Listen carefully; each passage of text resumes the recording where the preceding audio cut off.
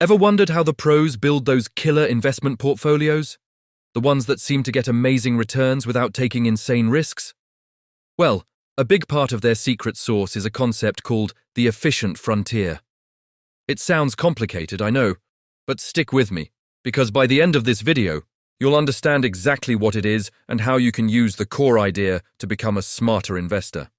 So, what is this magical line? Imagine you're at a buffet. You want to fill your plate with the most delicious food possible, but you also have a limited stomach capacity. You can't just pile on everything. You have to make smart choices. The efficient frontier is like creating the perfect plate. It's a line on a graph that shows you the best possible portfolios you can build. For any level of risk you're willing to take, the portfolios on this line give you the absolute highest return you can expect. Anything below the line, that's a less than optimal portfolio, or a suboptimal plate, if you will. You're taking on risk and not getting enough return to justify it. Let's break it down with a simple example. Imagine you have two investments. Let's call them a steady, slow-growing bond and a more volatile, high-growth stock. If you put all your money in the bond, you get low risk and low return. All in on the stock, high risk and hopefully high return. But what happens when you mix them?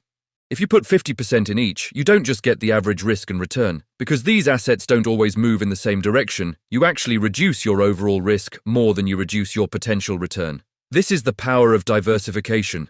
Now picture creating hundreds of different combinations, 90% bond and 10% stock, 80% bond and 20% stock, and so on.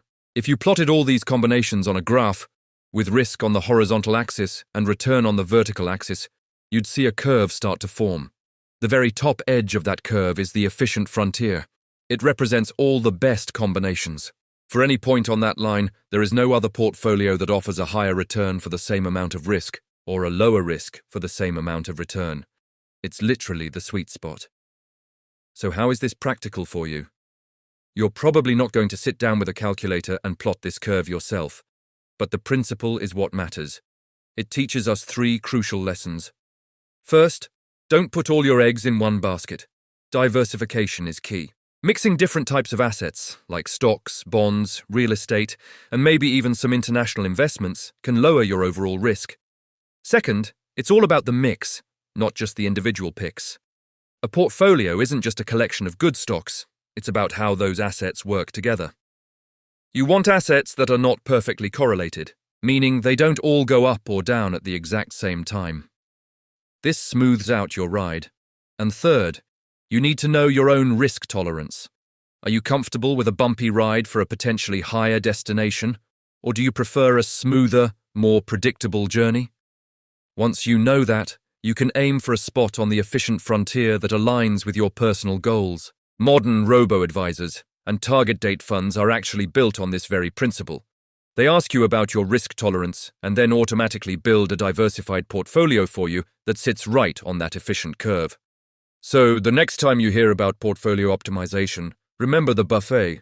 The efficient frontier is your guide to creating the perfect plate, the one that maximizes deliciousness or returns for your given appetite for risk. It's a fundamental concept that can shift you from just picking investments to strategically building wealth. I hope this helped demystify the efficient frontier for you. If you found this useful, a thumbs up would be amazing, and don't forget to subscribe for more simple explanations of complex finance topics. Thanks for watching, and I'll see you in the next video.